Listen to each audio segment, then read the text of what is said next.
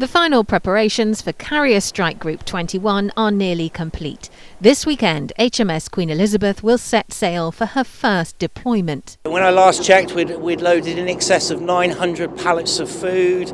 We've loaded 54 ISO containers of equipment, 2 F-35 jet engines. Apparently they're about $20 million a piece, so that was quite an expensive crane lift for the driver. Half a dozen helicopter engines, all sorts of other spares, spare rotors, and it's been going on day and night for almost a month because there's a lot of material gone into the ship. You can see behind me there's still stuff going in today. That's all to take care of the 1,700 personnel who will be living and working on board. So I'm a writer, so I work in the ship's office to do paying allowances, we do travel, we do appraisals, and if I'm duty writer, we also are support firefighter, and we'll be the ones tackling floods if there is any, which hopefully there won't be. This is the Royal Navy's largest deployment in more than a decade, and they'll be gone for 8 months. And what's the accommodation like on board? It's good. You have quite a lot of room for your own stuff. You have in bunk beds with quite a few girls, so it's good. You get used to living with people, and it's nice. There's always someone there to talk to. Yeah, it's good. I enjoy it.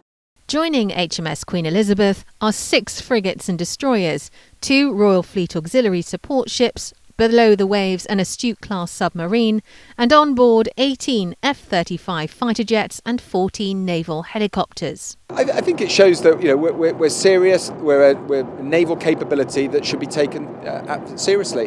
The ship is designed from the keel up to operate the latest jets, the F-35. The support shipping that goes with that, our destroyers and our frigates, it's a fantastic capability, and it shows that the Navy really has got a global footprint, and that's something that we want to be demonstrating on this deployment.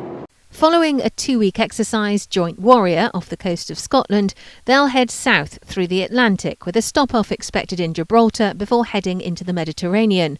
They'll visit 40 countries in total, but it's the journey through the South China Sea that could cause some issues. When HMS Albion conducted a freedom of navigation exercise there in 2018, China accused the UK of entering its waters without permission. I mean, the disputed waters everywhere. We'll be ready for anything. If one thing in my naval career, it's that the plan that you sail with is rarely the plan you undertake. So we'll be ready for anything. It's one of the things that will embed in the young sailors in their training, and we're looking forward to it. It should be a fantastic opportunity. The Carrier Strike Group isn't all British. On board HMS Queen Elizabeth are 250 US personnel, and 10 of the 18 F-35s are American. Once we get past the language barrier that we have, it's actually quite easy. Our procedures in many cases, especially with the F-35, are almost identical. And so oftentimes you don't know if it's a US or a UK F-35, and many times we're mixed. And it's not until you hear the accent on the radio that you realize which nation the aircraft comes from.